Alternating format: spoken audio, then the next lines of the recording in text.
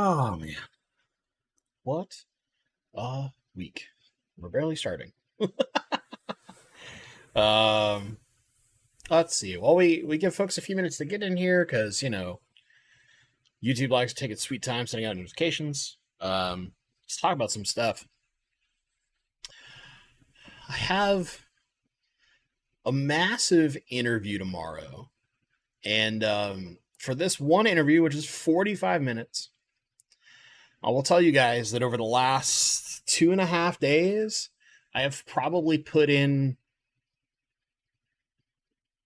12 hours of prep. Does that sound insane? And this is not the last interview. Keep this in mind. If I am successful in this interview, which I'm pretty confident I will be, and I'm probably being overly paranoid about how much I'm preparing for it, I then go to an interview that is 4 45-minute rounds. So, yeah, you can imagine what kind of prep I'll do for that thing. If I did probably close to 12 hours, it might be slightly more than that for one 45-minute interview. Yeah, yeah, yeah. But yeah, it's something I've done since really before my Amazon interview a couple years ago. I just I got in this insane level of preparation, and now it's kind of normal for me. I do for any big interview I know of. There's lots of smaller interviews that I don't do that level of prep for, but if it's really really high level roles in my industry, usually you're given quite a lot of information up front about what your interview is going to be like, so it helps you in that preparation time, right? Because if they just give you nothing, it's kind of hard to prep really well. But if they tell you up front, it makes it a lot easier. So yeah, but I think it'll go well. It's tomorrow. Should be fun. Before I get on this topic, Caleb Shirley, what are your thoughts on PetSmart selling fish? I think it is 100% about the people and the stores. I think I have seen PetSmarts in the past that had amazing fish sections, and a lot of that came down to the people that were in charge of them. There can be places with very passionate hobbyists that work really hard to make their fish sections good. The problem that I've seen in most of my PetSmarts recently, what few I've ever gone into, is they've so narrowed down their selection that it's all stuff that I would never be interested in the first place. And because of the type of tank systems they use, they share a lot of water. So if disease is in one tank, it's kind of in every tank. And that's a massive risk. And that's actually something we're going to talk about a little bit in our topic today. So Caleb, thank you for the question. Kind of shimmy us into topic. When we look at fish stores, some of us are very fortunate in that we have lots of fish stores in our area. But I've talked to many people over my time doing fish tube that really only have like a big box store or have nothing and are basically forced to get things online. Now, that being said, that can be a big positive compared to certain places. So let's say you move into a new area, right? Let's just go on this one. Or maybe a new store has opened and you didn't previously have a good fish store. How do you tell if that fish store is going to be a good fish store, a bad fish store, or an amazing fish store?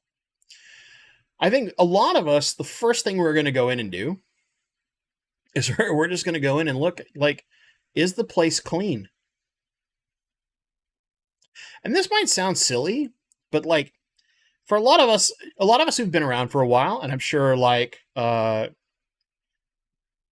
Mazerall, Kingfisher's Catch, some of us who are a little older, not necessarily ancient. We're not talking grandpa, but maybe grandpa in the case of some.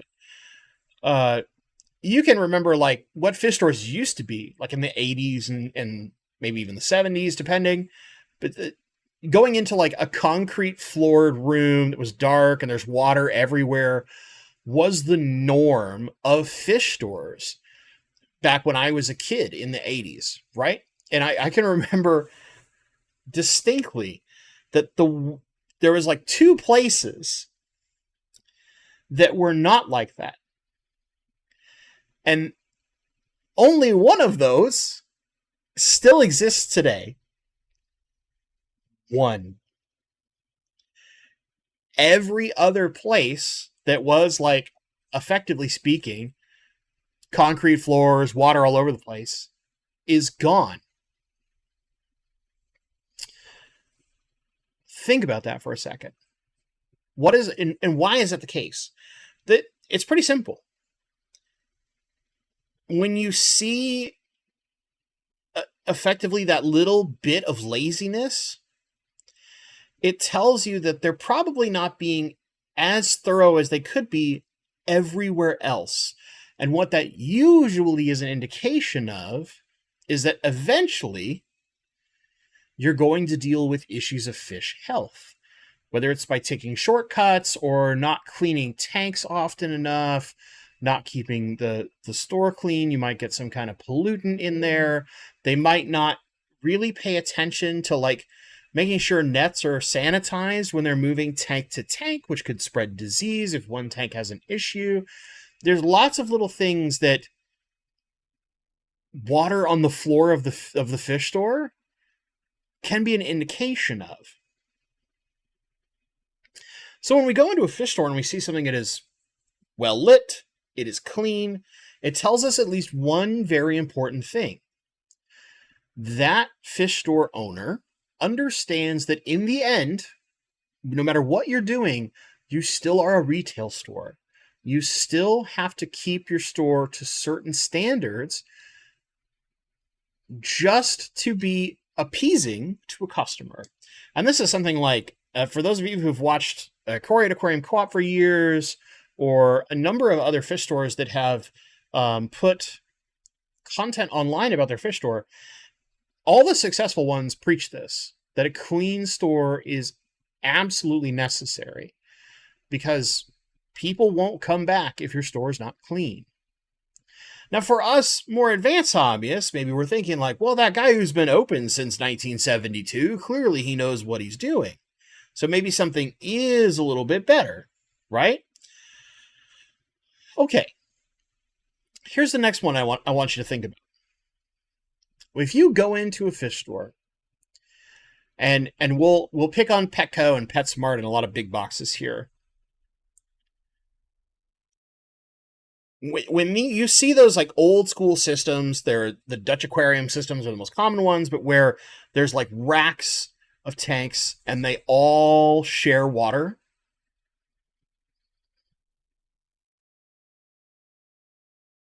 What do we know immediately? The risk of disease spreading to multiple tanks has significantly increased.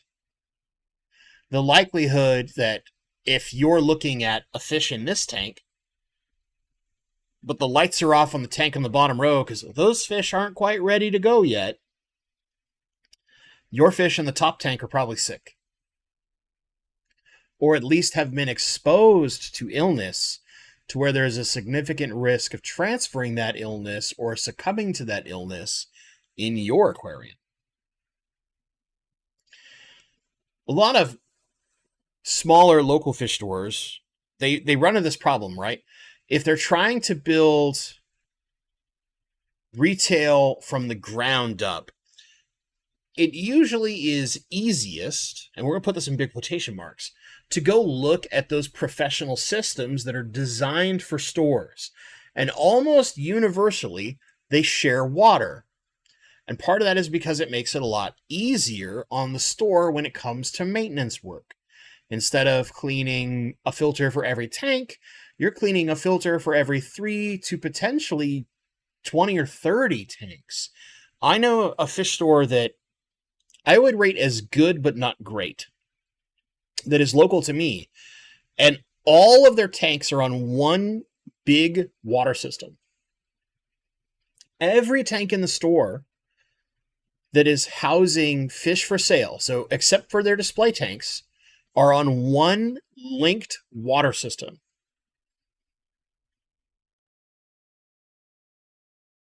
And I'll ask you this question, chat, and I guarantee you know the answer. Have I ever bought fish at that store?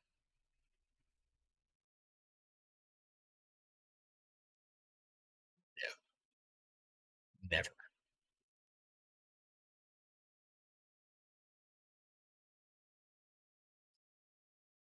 Because the risk is too high.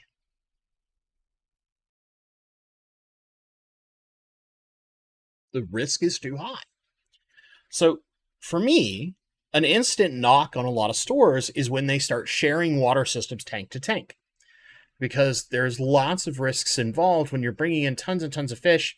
Maybe they look good in the bag, but they're stressed. And when they're stressed, their immune systems weaken and they become more susceptible to bacterial issues. There's a chance that when they come in, they look okay, but maybe they have a parasite and you can't tell until 2 or 3 days in. Well, if you're sharing that water system, how likely is it that that parasite or that bacterial issue has spread around? Let's talk about the next thing. When you go into a store, okay, you should think about this.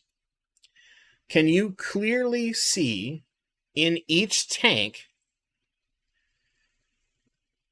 what equipment is being used? So as an example, if you're going into a store that doesn't heat the entire store, and so in order to heat, they need heaters and tanks. Can you clearly see the heater in every tank? Can you see a sponge filter or a box filter or some other filtration system that is obvious that tells you there's the filter for that tank, there's the filter for that tank, to where they're individual? To me, if you can see all these things, that's a good thing. But it's not perfect. And I will give an example. I have a friend who works at a fish store. Okay? And I like this fish store. I want to be very clear. I like this store. It's a mom and pop. Great little store. I do a reasonable amount of shopping there for frozen food, especially. Actually, of all things. And treats for my dogs, because they're a multi-pet store. A lot of one particular piece of equipment in their store had kind of died out, and they were having some issues with their fish when they were coming in. That employee diagnosed the problem. Heaters were failing. They were dead, not working. So the water's too cold. Tropical fish don't like sitting at like 68, 70 degrees, right? They're not really fans of that long term. So what happened? Said employee replaces the heaters. Problems go away.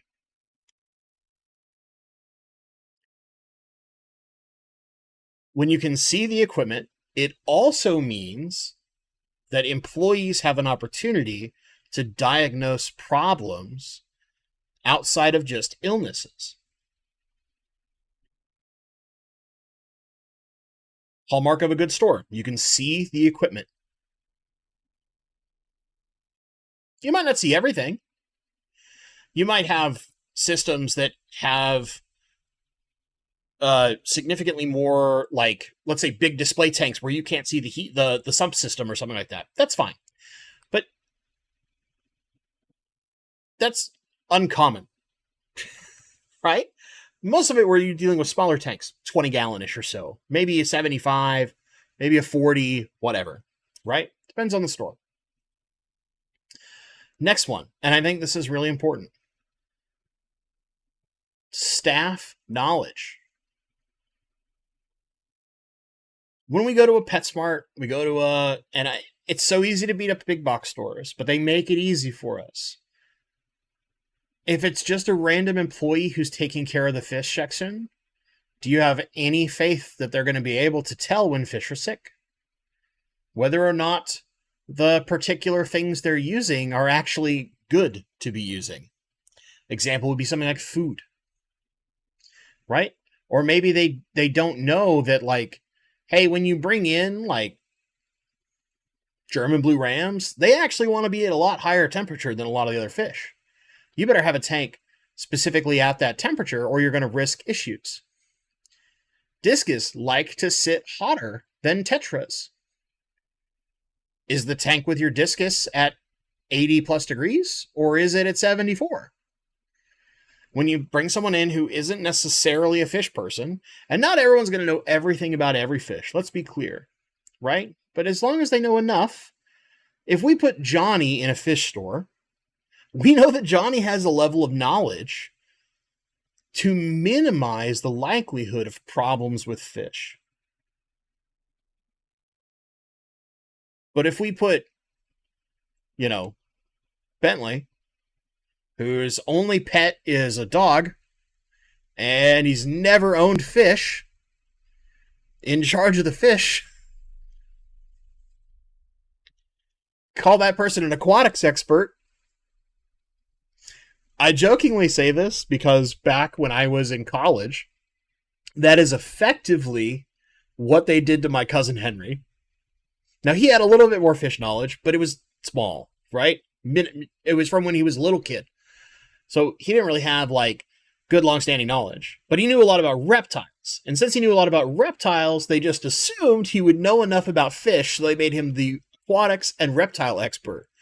And he had to learn about fish from me. and from books and some other stuff too. It's not pure me, but a lot of it would be he'd come in and ask me questions. And I'd be like, oh, do XYZ. Think about that for a second, right? That's a scenario that matters. Here's another one I want to bring to you guys. And you're going to start noticing patterns, right? And that a bad fish store doesn't pay attention to the important details that drive quality. Good fish stores usually have a selection of important things that drive a quality, but maybe they have one kind of fault, like they're using linked systems or something like that, to where they add some level of risk to where you're kind of I don't know about that, right? Food. I had this, we talked about the price of fish in last week's video, right? And I had a number of comments from people that said there is a particular store near them that only feeds live and frozen foods to all of the fish in their store. No processed, prepackaged, flake, none of that. Only live and frozen. And because they do that, their fish are a little more expensive. And people who aren't more advanced hobbyists, we won't say expert, we'll just say not beginner hobbyists, just enough. We'll go, I don't understand why your fish are more expensive, and try to go somewhere else. Or they'll complain. My response to that comment was, that's the first fish store that I'm going to go to if I'm there. Because if we're feeding that much higher quality food, that generally means, to me at least, that we care about the health of the fish so much that we're going to invest in better food so that the fish that are out there are better for our customers. Now, Johnny brings up an excellent point. You're still getting seagrass fish. Not always. There's ways to get around seagrass farms. I hate to break it to you, Johnny. There are other distributors, so you cannot get seagrass.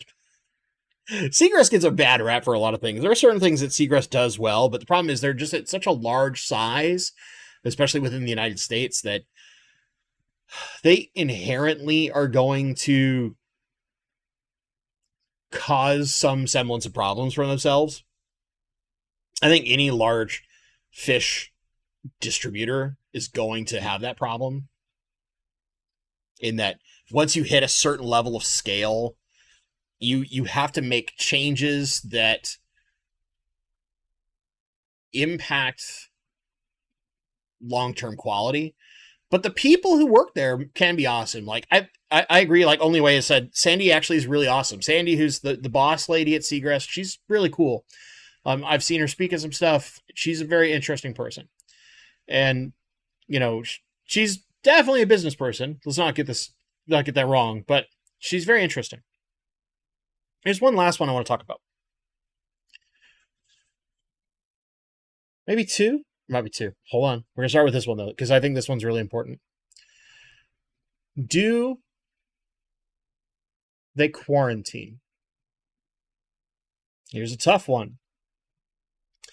Because you might be like, oh, yeah, my store's quarantining fish because that one, you come in and like one or two tanks are blacked out and they're like, oh, we have little signs that says, we're not quite ready yet, or we're not feeling so well.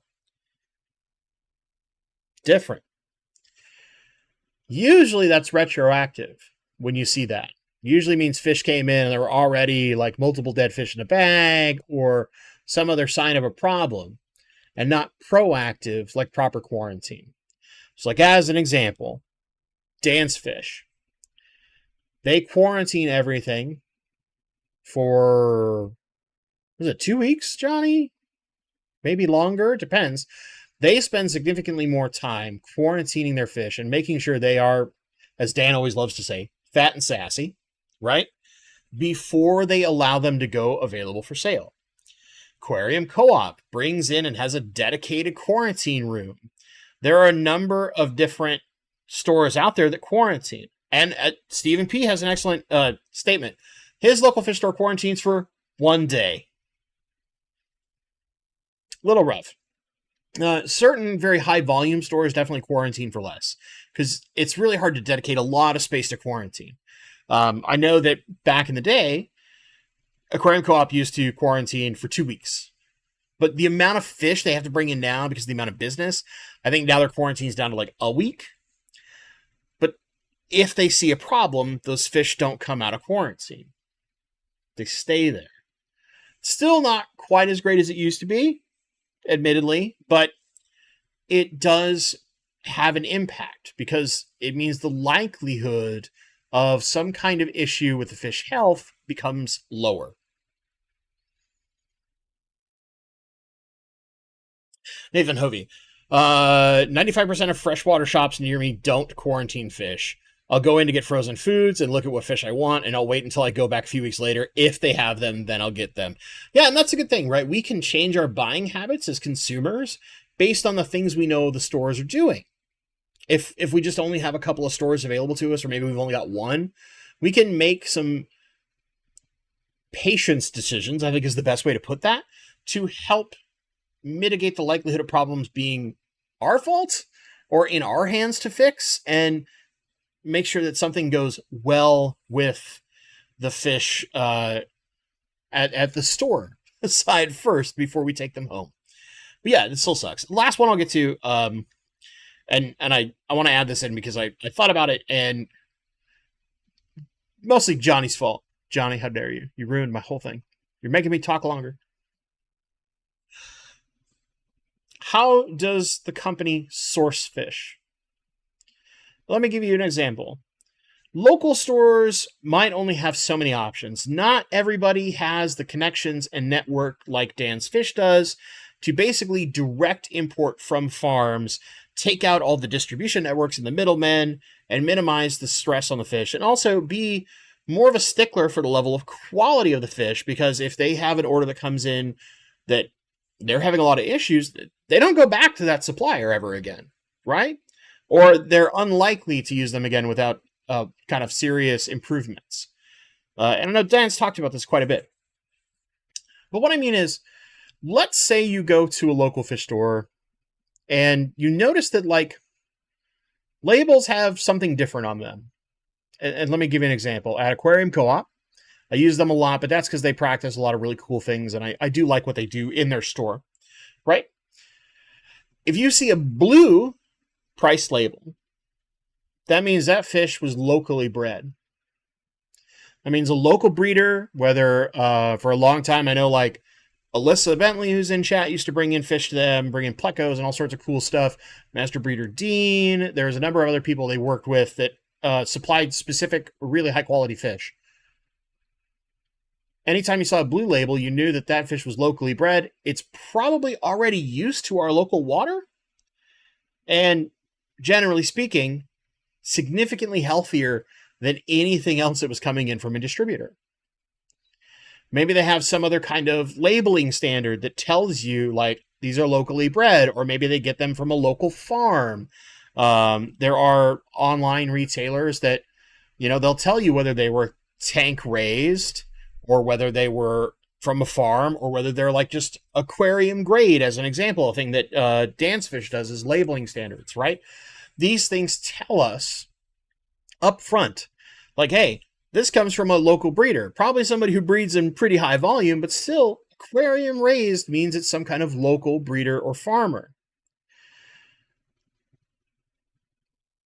Tells us aquarium strain, probably not as high quality as that other fish that's labeled something else, right? Or it's the more common thing that we would get from certain distributors within the United States or potentially international distributors that have at least some level of quality, but we're going to let you know this is an aquarium strain fish. And where I would think of that the most is, like, for me at least, I've seen it on Bosemani rainbows where they have generic Bosemani's aquarium strain versus here's Aves Creek Bosemani, here's a Tinjo Bosemani, where they're being very clear about the catch location so that you know which variety of Bosemani you're getting. Whereas aquarium strain is kind of like, yeah, a little bit of a toss-up, but yeah, they're still healthy, right?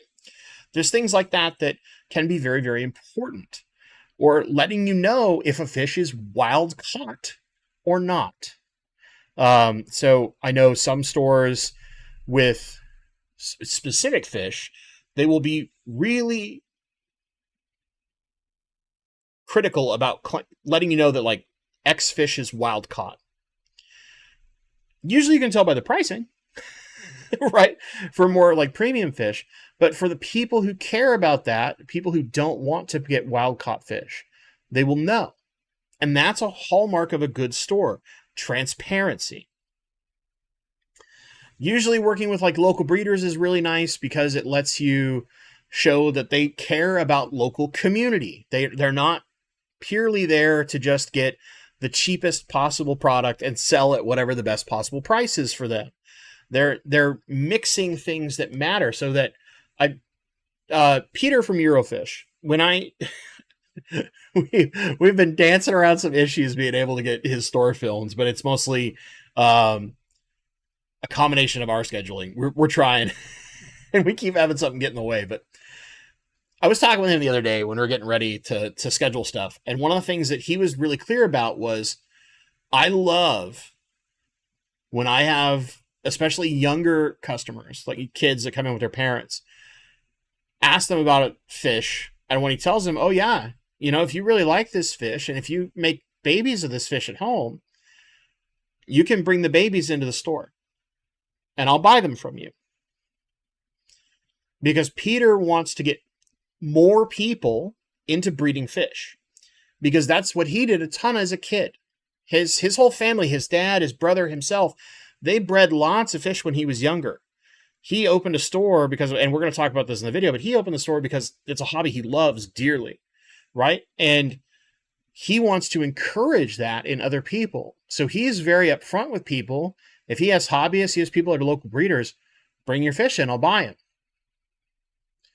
I'll happy to work with you. I want to work more with locally bred, or if I know in some cases, like he brings in some other fish that are super high quality, but they come in from some special contacts he has. He cares about that breeder level, kind of like what Dan is doing, right? Where they're looking for specific farms or specific breeders to work with because they get better things. Johnny from Dancefish. So quarantine is nice, but I think we need to move on to expect proper diagnosis and treatment as the expectation as a consumer. Okay, let me answer that in two parts. Expectation of a consumer. I think most consumers expect more than is realistic. English. I gotta hope that doesn't happen in an interview. His brain's just like, nope. and what I mean is, diagnosis of fish disease is hard.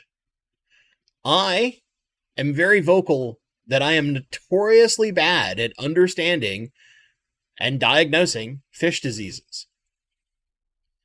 because I get all sorts of questions in emails and messages and comments, and every time I usually have to go, okay, just an upfront, I'm bad at diagnosing fish disease, but I'll try to help. You can have people that are very knowledgeable hobbyists, but are bad at certain things, right?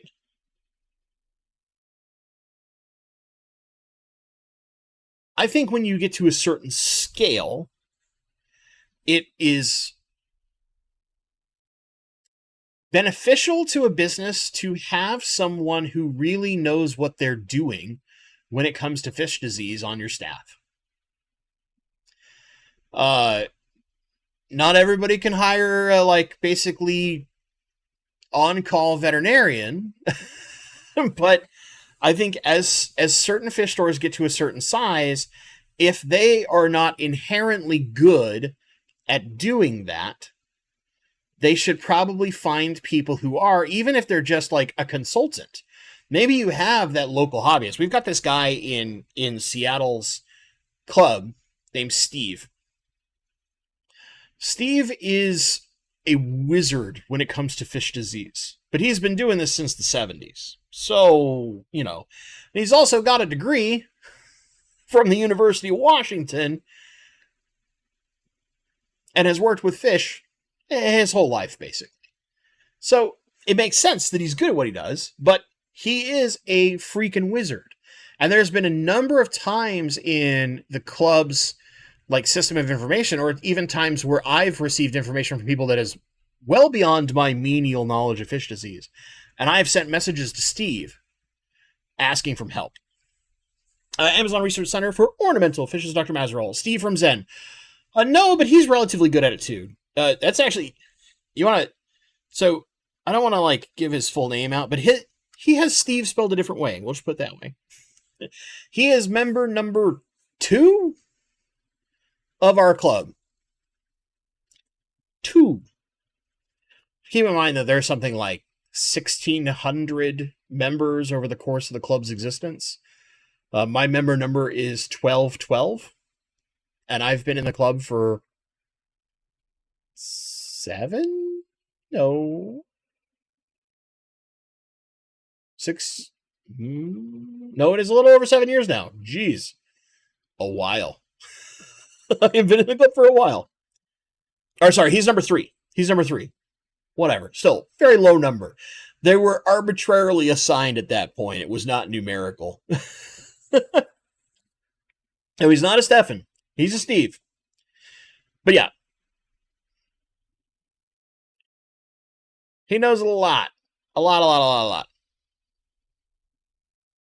But he's the kind of guy who's going to do scrapings and stuff like that. He's going to put them under a microscope. He's going to do that high-level stuff, right? That stuff that is scientific, as opposed to an idiot like me who's just going to look at a fish and make a not very educated guess. But yeah. All right. And at this point, just as a heads up, so that's kind of the big ones. You can get to questions at Bentley Pasco. Makes it super easy for me to see your question. If you have a generic question, it can be on the topic or not on the topic, but we'll quickly cover everything.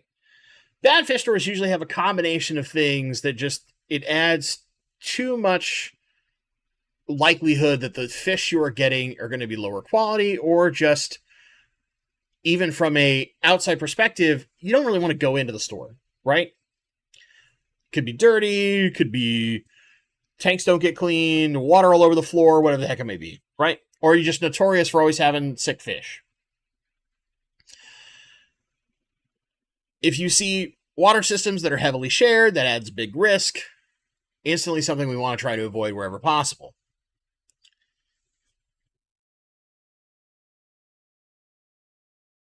Do they have knowledgeable staff? Do they feed high quality foods? Do they use quarantine? Are they separately filtering things? These are the kind of things that we start looking for higher and higher quality. Are they transparent about where they source their fish from? And what that means is if something's wild caught, do they tell you? If it's tank raised, do they tell you? If it was bred locally by a local breeder or maybe comes from a local farm, do they tell you those things? That kind of information is huge. And the final thing, like, this should be kind of obvious, but just, is their customer service good? Do they take care of you when something goes wrong? Do they make you feel like you're a valued customer? That's the thing that takes a good fish store into the amazing fish store category. There's lots of fish stores out there. Some of us are very lucky. Like, I can say that in my area, there's like 15 fish stores within an hour drive.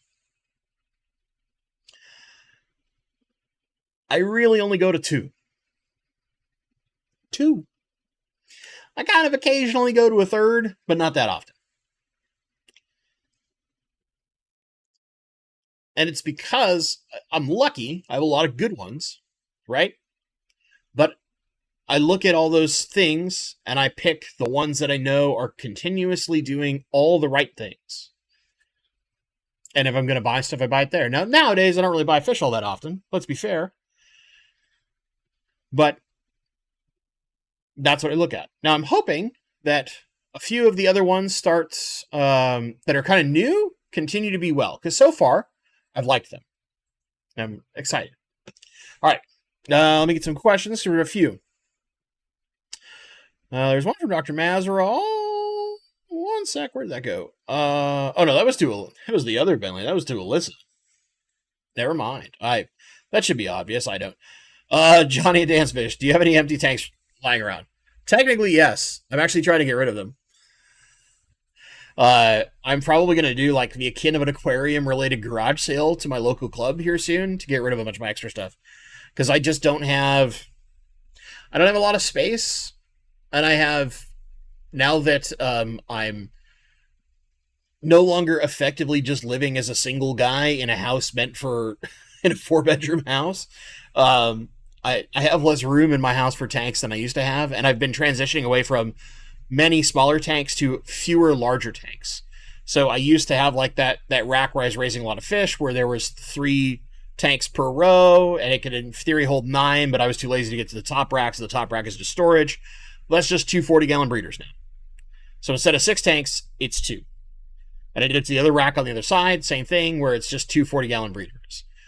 Everywhere I've had multiple small tanks, I have condensed them into one larger singular tank, because I'm not really actively trying to breed fish, so it's a lot easier for me to enjoy my fish and give them better space. Lets me build kind of nicer semi-aquascape tanks too. So yeah, I have a bunch of little tanks that I'm trying to get rid of. Why do you ask, Johnny? What are you looking for? You trying to encourage me to replace this majestic empty tank, my Leo trigger? I'm like, man, when I'm back to working and I don't have to like spend 12 hours and 2.5 days prepping for an interview, I can worry about this. If more important, so to speak, fish to fry, then we can get back to heavy hobbyist fun time. Oh, I need fish. I have lots of fish. I have plenty of fish. Probably more fish than I should. Mike, does Aquasky 2 have part of the invisible ultraviolet spectrum? I do not believe so, Mike, because it is really hard in most of your LEDs, especially in white LEDs, and it really only has one RGB LED and white LEDs, and it's alternated, so it's on the row of lights, I think it's every third light, a white is replaced with an RGB, or maybe it's every fourth. I think it's every fourth. I think it's 3 1 3 1 3 1 all the way down. And those whites and RGBs really don't have the capability to produce UV. Most LEDs don't produce UV unless they're specifically designed to produce ultraviolet light. So, now granted, you could have really cheap quality ones that somehow are producing it, but I don't believe that's the case with the Aquasky. That's honestly a better question for Fluvol, because they have the engineering specs and they could answer that. I'm just some idiot on the internet making a guess. But it's a semi-educated guess.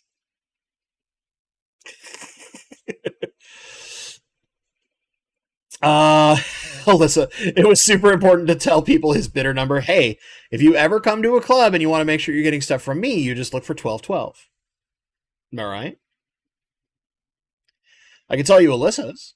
I would say buy stuff from Alyssa more than me. That's because your fish always go for way less than they should until we get to the big auctions, and then they go at the right price, or at least better pricing. Maybe, I don't know. Not like we're in this for the profit. We do this for fun.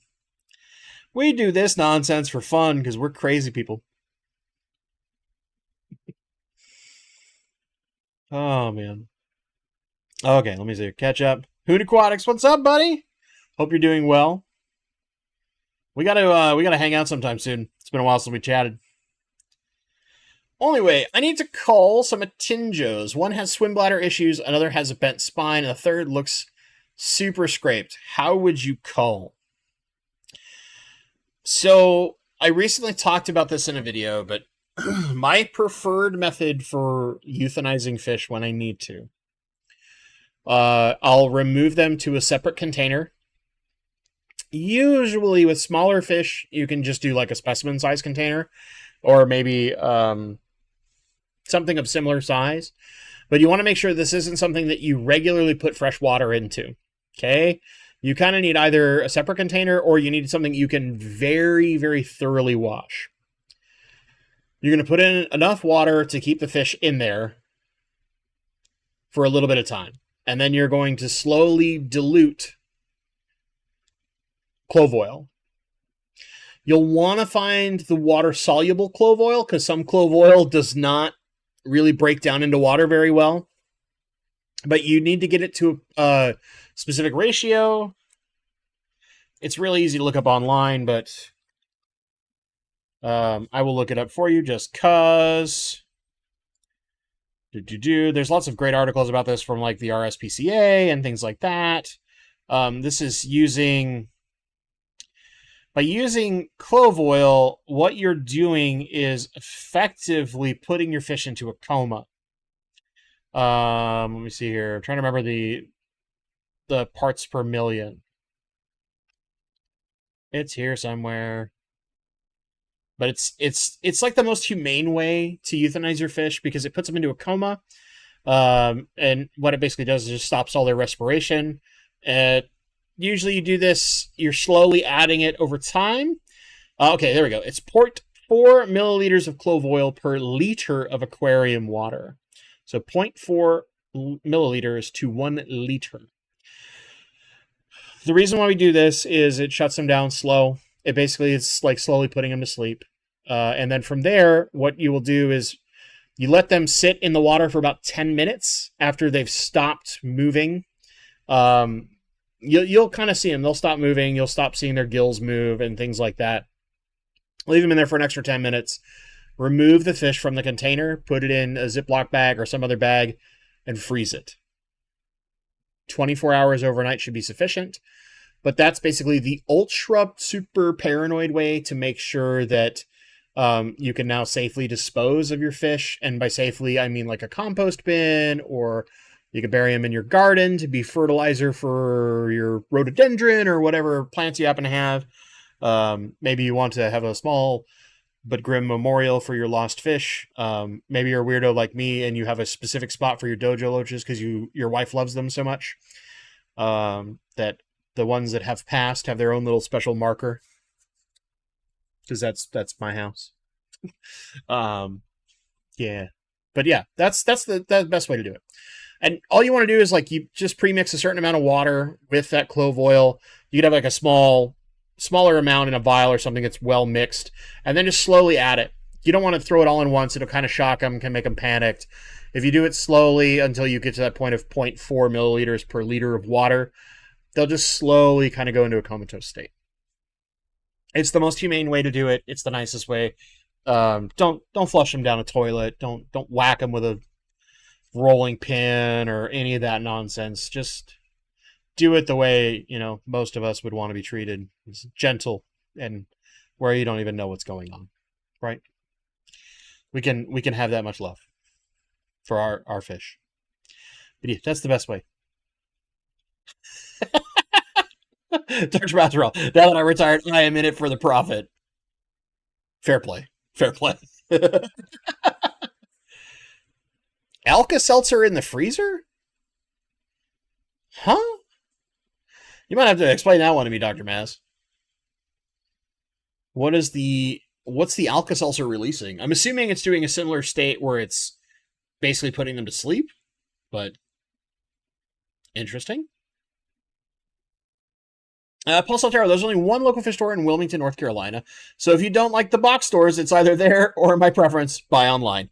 And I think that's one of the best parts about modern day is that we can find wonderful online stores if we don't happen to have a good local fish store.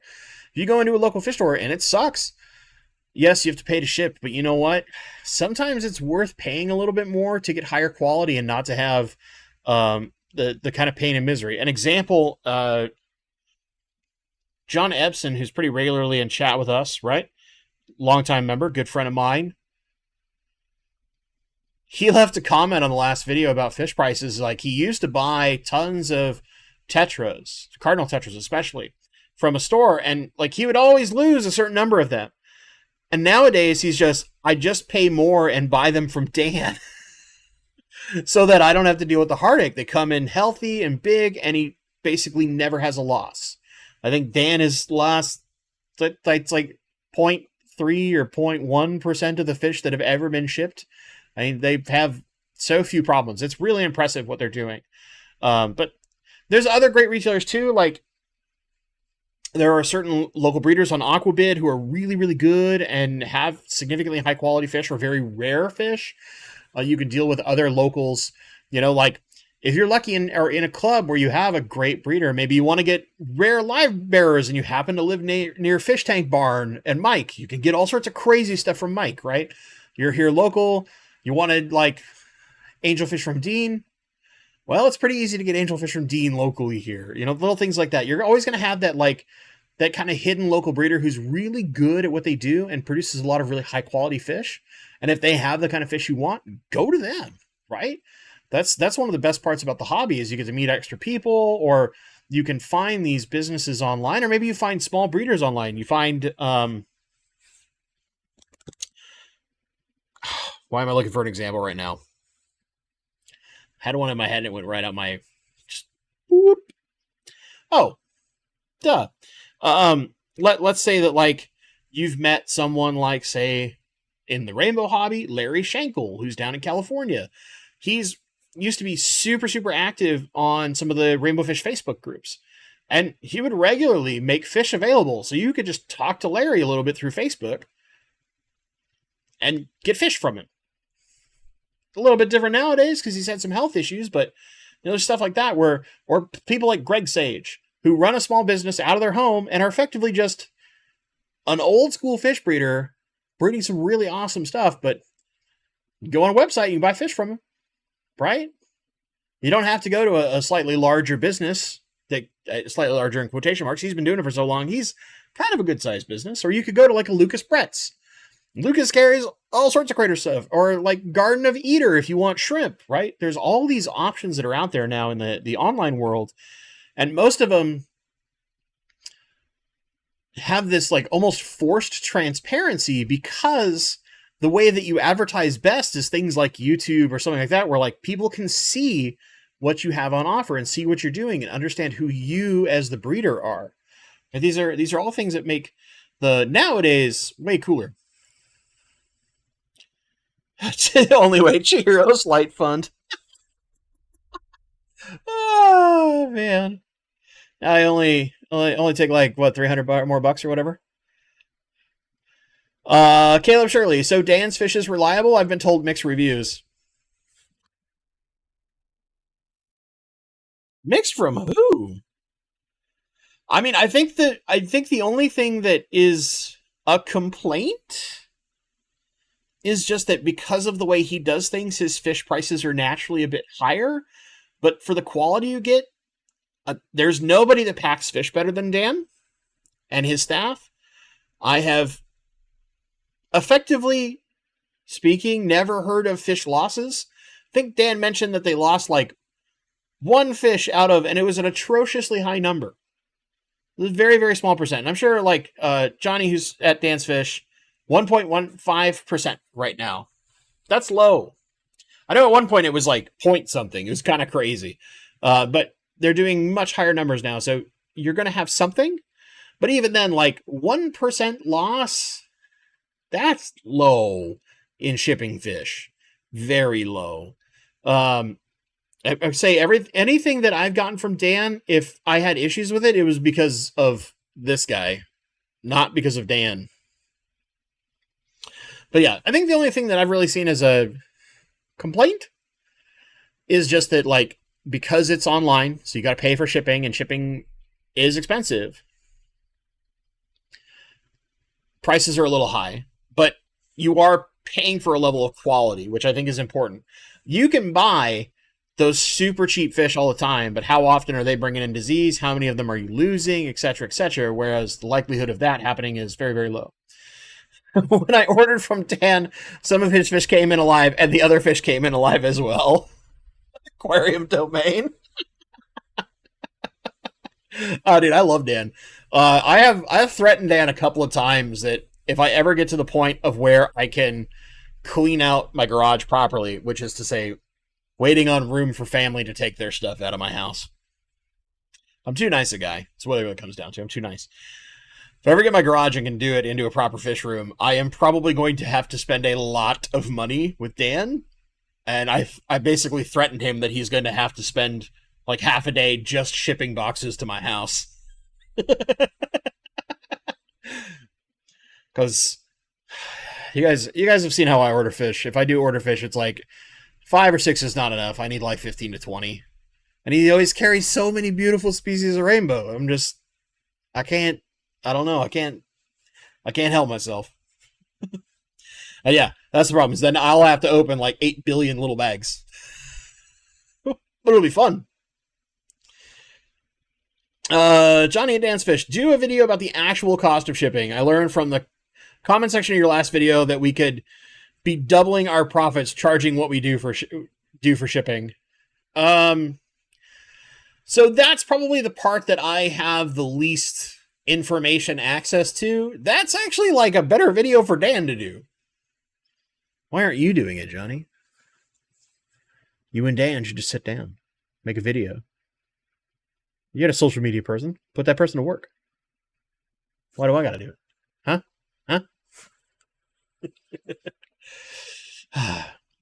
It's a good one to talk about, though. Like the actual cost of shipping fish, because a lot of places subsidize the cost of shipping in other ways to make shipping look cheap when actually shipping can be very expensive.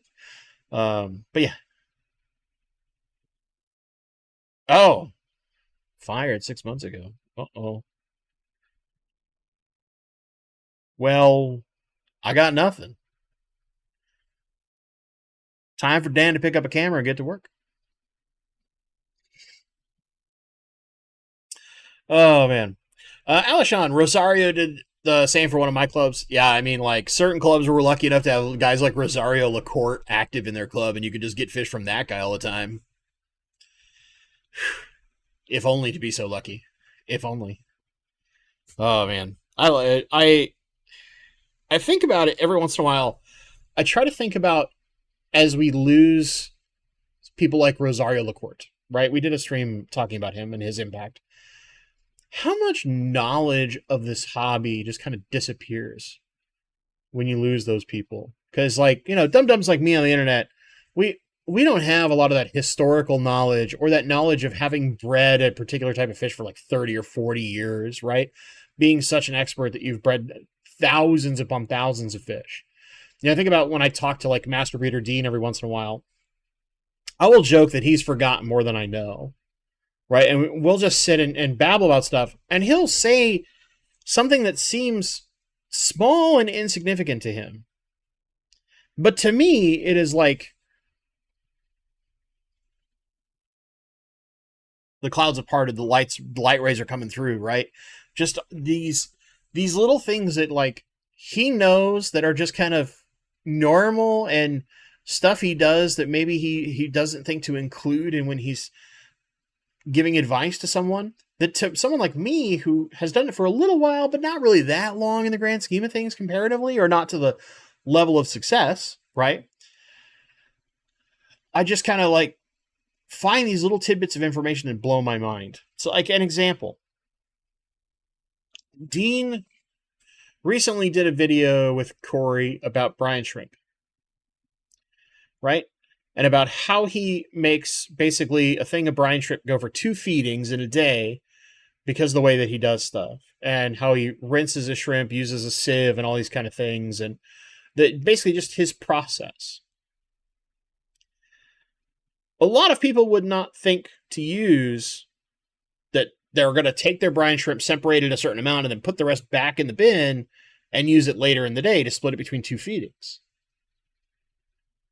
Or wouldn't necessarily have a dedicated process and timing to know that I can feed every day as long as I do this and I rotate between 2 or 3 containers. And it's like little small things like that that you kind of go like, aha, that's a good idea. I've seen other stuff like a guy up in Canada who he raises,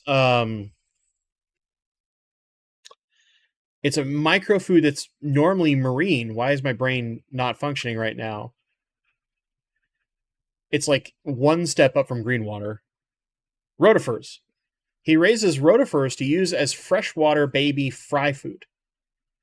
And he's just gotten this system down to where he's constantly rotating these bins making rotifers, like you would brine shrimp. But he's also doing brine shrimp because he does a lot of rainbow fish. And the rotifers stay active and move around like the brine shrimp.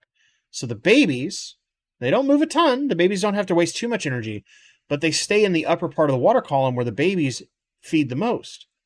So he can put a ton of these rotifers in the water, and they live for quite a while, and the rainbows just eat and eat and eat and eat and eat and eat and eat. And then when they move to brine shrimp, they're already conditioned to chase after those little creatures and eat and eat and eat and eat. And because of the way he does it, he is able to raise his rainbows a little bit faster because they're eating continuously through those early stages when they're the most fragile and when they need the most food available. So they grow quicker. It's like little smart things like that you might otherwise go like, huh, I wouldn't have thought of that. Paul Sotero, a man who knows about shipping.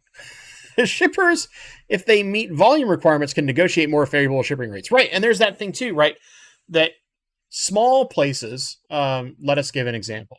Let us say that Redfish Bluefish, when he was starting up, which, unfortunately he's going to be closing soon, but is still finishing the last of the fish that he's got. When he started up, he didn't have the volume to negotiate any shipping rates. So his shipping, he would get lots of complaints that his shipping was very high, but it's like, next day air is not cheap. Next day air is not cheap at all. But as you move up in those thresholds and you get to someone, say, the size of Dan's Fish, where you're constantly shipping fish, you're doing lots and lots of shipping orders, you can begin to negotiate for better and better prices. And the bigger and bigger you get, you can keep getting into slight, and like, keep in mind that, let's say you're only saving 50 cents a box, 25 cents a box. But if you're shipping 400 or 500 boxes in a week, that adds up, right? Over time, that adds up to become quite a lot long-term of savings. So as you can get into those like higher bulk rates or more negotiated prices, and eventually there's kind of like a cap to how cheap you can get things.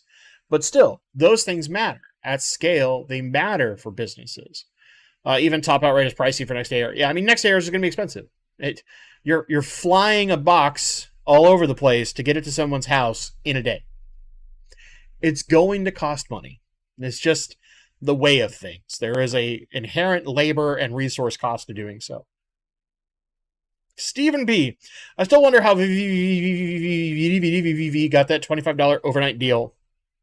I think it's because, so the VVV, which I don't really care about them, but anyway, they there's two things, right? They're closer to Louisville, which helps, which is they were using UPS, right? So UPS's global hub is Louisville, Kentucky. Um, Everything that you ship next day air goes through Louisville. Literally, if I were to be in Washington and send something next day air to Oregon, the state directly below me, it flies to Kentucky and then it flies to Oregon. It doesn't just drive down. It's a little silly. But also, I think because they're a part of Aquatic Arts, they were able to kind of piggyback on Aquatic Arts' account. They just had to do some shenanigans on the back end to use their negotiated bulk rates. Or they were just thinking they could subsidize it long enough and then somehow get it into profit. I'm not sure. Eventually, they're trying to cut in enough market share. I'm not really sure what their plan was. All I know is that they kind of don't really exist anymore. So, or at least they were in dealing with bankruptcy. They might still exist. I'm not sure. Viva la Rafistans. Jeez. But yeah, this is one of those things where like prices are going to inherently affect us no matter what. And the question is, what level of quality are we going to be willing to pay for? Me personally, I care more about getting quality than saving, $5 on an order or even $20 often. I will pay the extra money if I know that it's coming from a source that is significantly more likely to deliver me a higher quality product. Whether that's fish or equipment, etc. It's just, yeah. Only way I acquired a pair of Melatonia Herbal Axolotl on Friday. They've been stressed and huddling in the corner, won't eat anything except live baby brine shrimp that swim into their mouths. I assume, Way, that you have plants and stuff for them to hide in. Have you been turning the light off? Or keeping it very dim? When I brought home a bunch of Gary Lang from a club auction that I got like dirt cheap, I basically just kept the light dim and they hid for like 2.5 weeks. And they would not come out for food, so I had to make sure I was using food that floated longer or would just like land on top of all the plants that are in the tank, because the tank has tons of plants. They were hiding in this like army of bulbitis in this tank. It was kind of funny to watch these little baby Gary Lang comes zipping out. And they still do it now. Whenever a human comes into the room now, they all fly to the front of the tank like, food, because they learned the lesson. Eventually they'll learn the lesson. They'll be all right. But yeah, the rainbow fish can be kind of skittish for a little while after big moves and stresses, but they'll get their act together. They'll get used to the fact that you're the person that brings food, and then they'll be out begging every time they see you. So don't stress too much. But yeah, just keep the light dim, good quality food, make sure their temperature and all that kind of stuff is fine. Wouldn't stress too much. They'll be all right. All right, gang. That's our time for today. I hope you've enjoyed this conversation. Replay crew, if you're still here, thank you very much. I really appreciate it. Leave a comment down below about, do you have an amazing fish store in your area, or just all bad fish stores, no fish stores? Chat, thank you very, very much for participating in this conversation this evening. And, thank you very much for the good wishes as well for my day tomorrow. Hopefully it goes well and I can provide wonderful news next week. As always, gang, thank you so much for watching, and stay awesome.